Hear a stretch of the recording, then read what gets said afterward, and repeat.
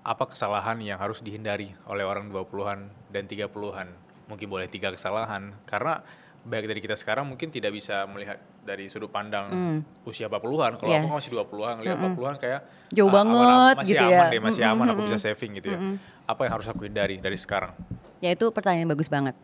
Di konten itu aku juga bilang, kesalahan pertama yang harus kamu hindari adalah biasanya di umur 20-an tuh orang kepingin aktualisasi pencapaian dia. Dan Yes. paling gampang aktualisasi pencapaian itu adalah membeli kendaraan.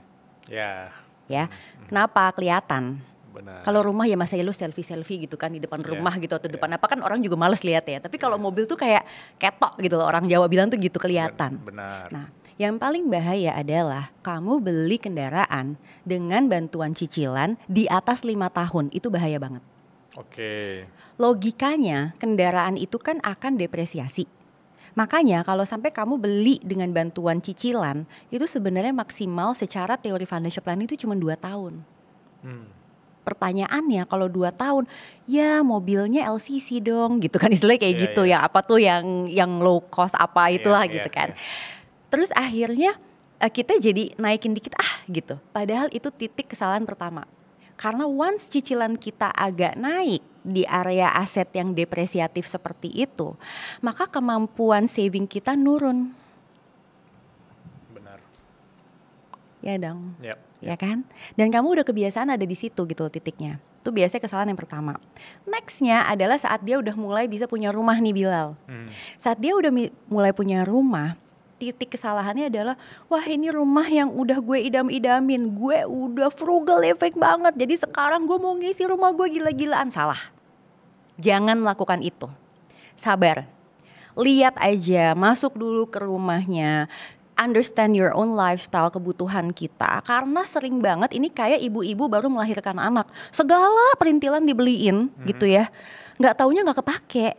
Tanya deh sama ibu-ibu baru ngelahirin anak pertamanya, udah beli sendok ini apa segala macam, buntutnya nggak dipakai, buntutnya akhirnya dia dapetin tuh yang enak buat dia sama bayinya. Itu sama dengan rumah Bilal, karena everyday we live in that house, kita understand exactly sebenarnya lifestyle kita tuh apa sih. Apa kita orang yang lebih sering di depan sofa, atau kita orang yang memang butuh ada ruang tamu, ruang ini, atau itu semua malah bisa mix apa gimana. Itu akhirnya kita understand apa yang memang kita butuhin.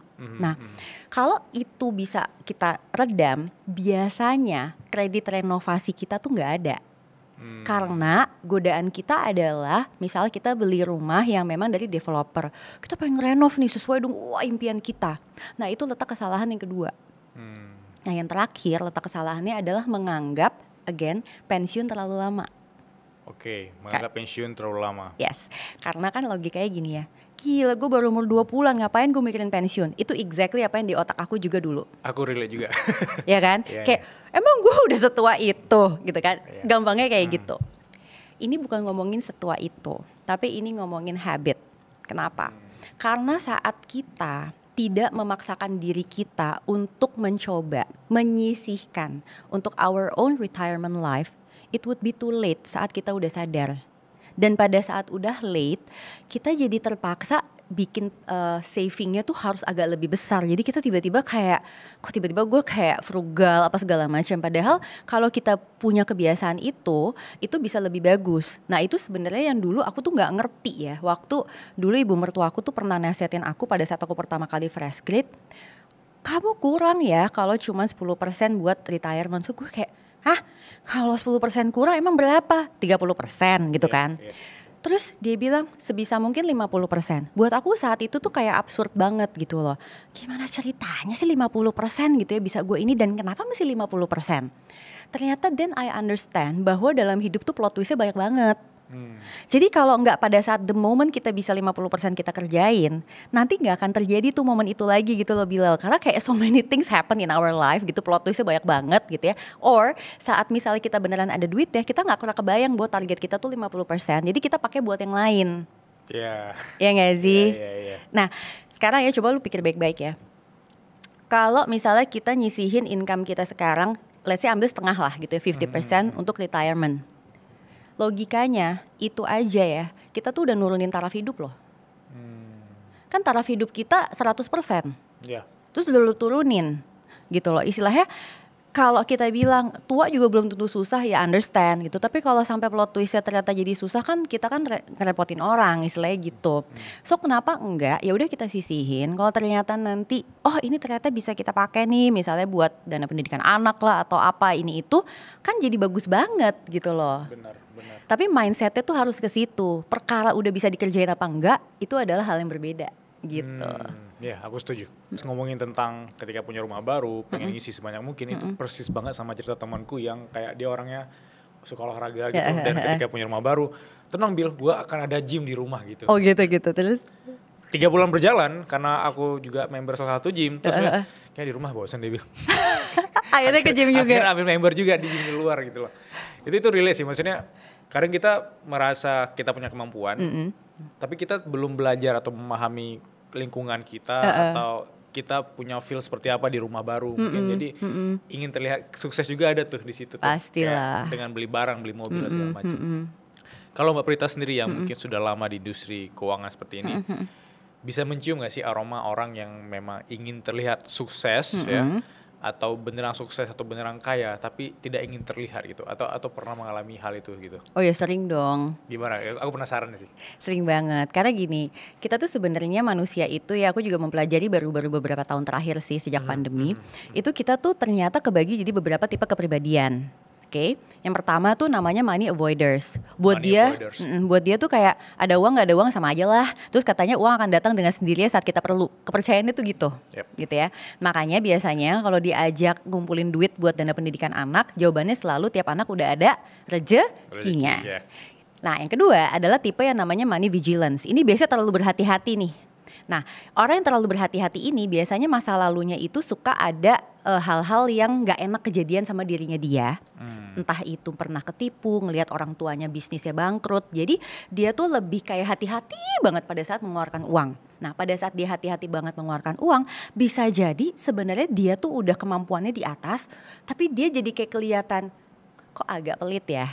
Orang lain mungkin menilai gitu, buat dia enggak. Buat dia adalah saya pokoknya mau ngejaga apa yang udah saya dapetin dengan susah payah. Itu yang kedua tuh, namanya money vigilance. Yang ketiga, money status. Nah kalau ini yang seperti tadi tuh, yang emang dia pengen semua orang ngelihat, gue levelnya udah ada di sini loh gitu. Bahkan kadang-kadang mencari validasi dari lingkungan based on apa yang orang ngomong tentang dia. Gimana tuh? Misal, gila si Bilal keren banget ya sekarang, podcastnya berkelas banget, gila datengin artis-artis gitu kan. Tapi aslinya lu gimana juga buat lu tuh kayak wah ini nih yang gue cari gitu. Tapi aslinya lu lagi gimana, apa misalnya lu lagi kesusahan nyicil duit apa segala macam, orang gak ada yang tahu gitu loh. Pokoknya orang lihatnya Bilal sukses dah gitu. Dari luar. Dan lu happy with that gitu loh. Dan lu enjoy diseru-seruin kayak gitu. Itu adalah orang-orang yang tadi lo bilang tuh, dia sebenarnya nggak mampu segitu tapi dia pengen kelihatan kaya. Ya, nah, ada yang paling terakhir nih namanya money focus. Kalau orang yang money focus ini, pokoknya dia motivasinya adalah kalau gue pengen dapetin itu, gue pasti bisa. Jadi pokoknya apapun itu gue pasti bisa. Tanpa dia ngelihat kemampuan dirinya dia dalam hal misalnya dia sebenarnya udah capek, udah burn out, udah ini buat itu, tapi wah dia kejar banget. Pokoknya money focus. Biasanya orang-orang kayak gitu juga suka banget sama cicilan. Oh gitu? Karena buat dia cicilan itu katanya semangat hidup. Dalam konteks? Dalam konteks ya dia kerjanya rajin. Oke.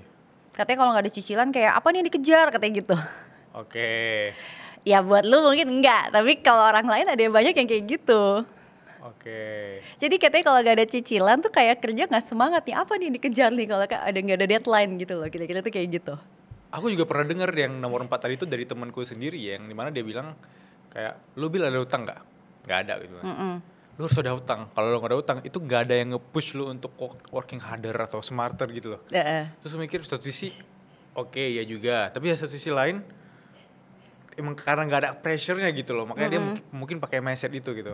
Bisa jadi dia masuk yang money focus. Oke. Itu sebab memang orang itu akan terbelah jadi 4 itu, dan akhirnya ends up dengan yang kita lihat nih, oh nih orang tuh sebenarnya bisa ya, dia sebenarnya well off banget tapi nggak kelihatan. Ada juga yang well off dan kelihatan. Ada yang juga misalnya sebenarnya nggak well off tapi kelihatannya seperti well off gitu kan. Nah itu sebenarnya hasil dari gimana kita dibesarkan, lingkungan kita seperti apa gitu. Terus gimana kita kebiasaan mengambil keputusan finansial.